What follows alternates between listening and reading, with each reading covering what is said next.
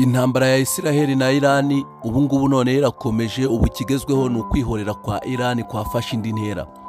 Iran yabarwaga nk'igihugu cy'ikinyantege nkeya kidashobora kwihorera, uburyo noneho kiri kwihoreramo abantu batangiye kwikanga yuko bigiye guteza intambara nini cyane muri ako karere, ndetse intambara ishobora kwinjirwamo n'ibindi bihugu by'ibihangange, dore ko Turkiya yiyemeje gufasha Iran, Abashinwa biyemeje gufasha Iran, ndetse n'Abarusiya bwiyemeje gufata Iran.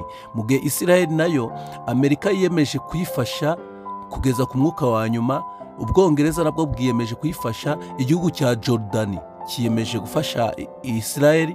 Igihugu nka Qatar nacyo kibirimo neza, ariko cyo kirinze kwemeza neza ko kiri bufashe Israel ku mugaragaro. Cyo kiravuga yuko kirarinda ikirere cyayo. Uburyo ibintu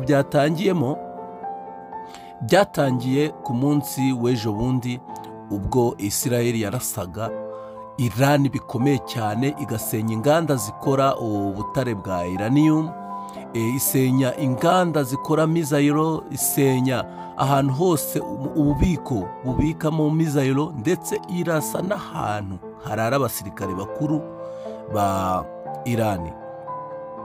Muri urwo rwego rero Iran yahise irahirira kwihorera. Mu kwihorera, kubera yuko yari bizi yuko Israel ifite imbaraga nyinshi kandi yuko ishobora kuburizamo icyo gitero, ikavuga yuko ishobora kuba iri buburizemo icyo gitero cyose, byabaye ngombwa ko kwihorera kwa Iran hazamo ubwenge bwinshi, taktike za gisirikare zihambaye ndetse zateye abantu ubwoba. Ejo ku munsi w'ejo Iran yaramanjije ishuka Israel, yohereza drone 100 zikoreye ibiturika. Israel izo drone iragenda irwana nazo, irazihanura hafi ya zose, irazirangiza. Mu kugira ngo Iran irishoje igikorwa nk'icyo ngicyo, Iran ihita yohereza noneho missile ballistic. Israel yirinze gutangaza umubare wazo, ariko abahanga baravuga yuko zirenga na 100. Zirarenga 100, nubwo Israel iri kuvuga yuko zigera mu 100, ariko ukurikije imbaraga byatwaye zirarenga 100. Noneho icyo gitero cyabaye ejo, mu gihe Israel yari imaze guhanura izo drone, yarizi yuko birangiye, igiye ibona mizayiro zitangiye kwisuka. Israel ifite ikoranabuhanga bita Iron Dome rihagarika ibisasu bikiri mu kirere. Niba ni ubwirinzi bukoresha GPS, buba bufite radar igaragaza aho icyo gisasu umurongo kiri kugenderamo, hanyuma bakohereza ikindi gisasu kikajya kugihagarika. Israel rero ifite izo Iron Dome zigera mu 10. Izo zose mu 10, buri imwe ifite ubushobozi bwo guhagarika ibisasu 20 inshuro imwe. Ni ukuvuga inshuro ya mbere birashe ishobora guhagarika ibisasu 20 icyarimwe.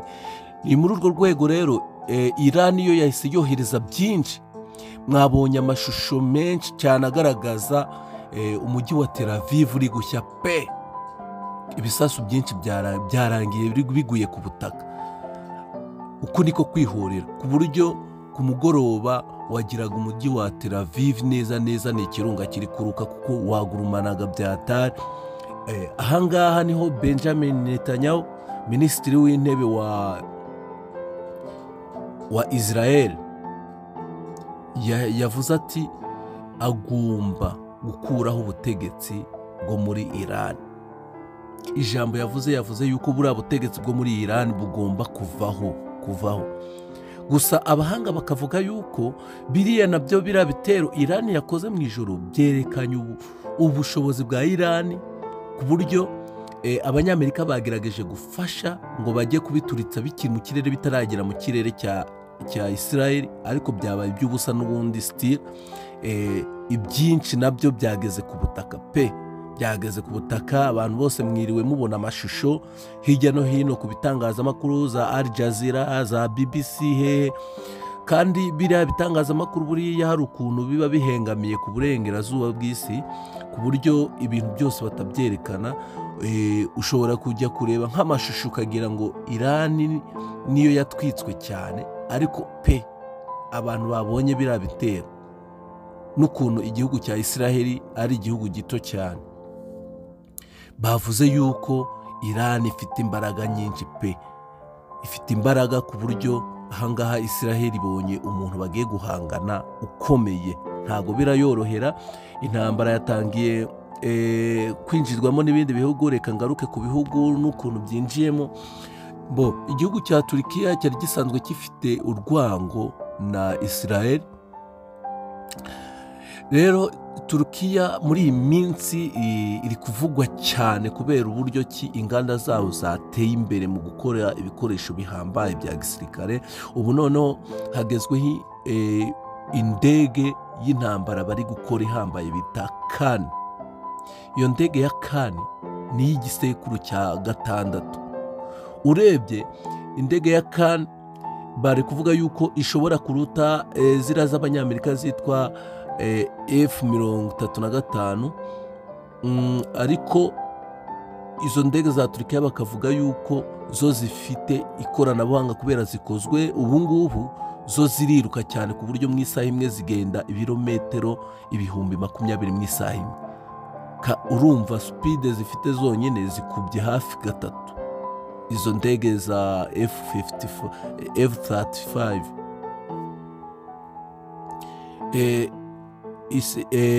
Turkiya rero ubu yiyemeje kwinjira muri iyo ntambara. Iravuga ati iri gucungira hafi ikirere cyayo, kubera yuko Israel ishobora kugira gutya ikabirayitunguye. Nayo rero yohereje indege mu kirere nyinshi zicunga umutekano, zitangira gucungira hafi uko ibintu bihagaze. Urabona yuko Turkiya cyane cyane iri ku ruhande rwa Irani. Hanyuma kandi hakaza igihugu cya Russia. Russia ejo yatangaje yuko Israel ikwiriye kwitonda ngo kuko yahubutse, ahubwo aribwo Irani igiye gukora ahubwo ibyo bisasu kirimbuzi. Ibonye impamvu yo gukora ibyo bisasu kirimbuzi, ndetse bavuga yuko bizahita byihuta kubera yuko iyo urwo ruganda bashenye rukora ingufu za nuclear, iryo sandara ryabaye rizatuma abahanga bavuga yuko ahubwo bizatuma ikusanya iranium nyinshi mu buryo bwihuse kubera iryo sandara. Ubwo abahanga bafite ukuntu bo babibona.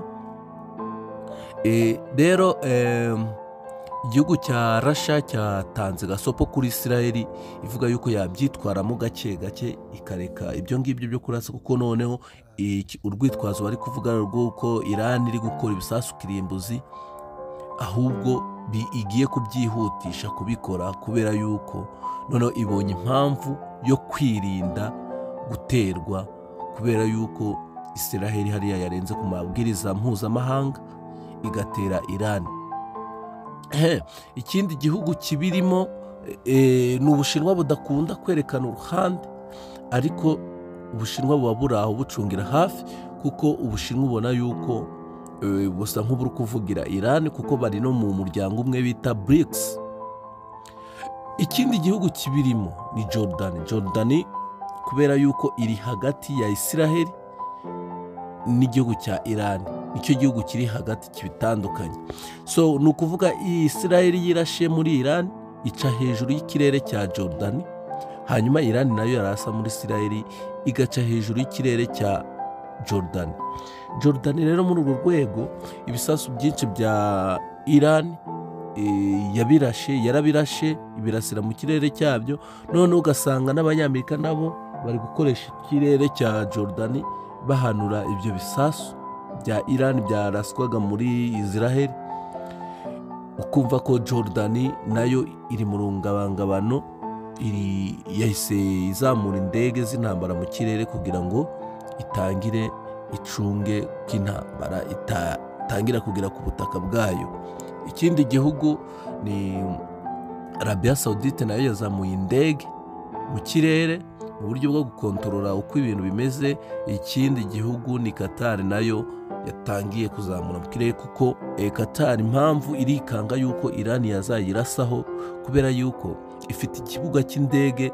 Qatar ifite ikibuga cy'indege gikomeye cyane, kiriho indege nyinshi, ikiriho ibirindiro bikomeye cyane, ni nabyo birindiro bikomeye cyane muri Middle East by'Abanyamerika.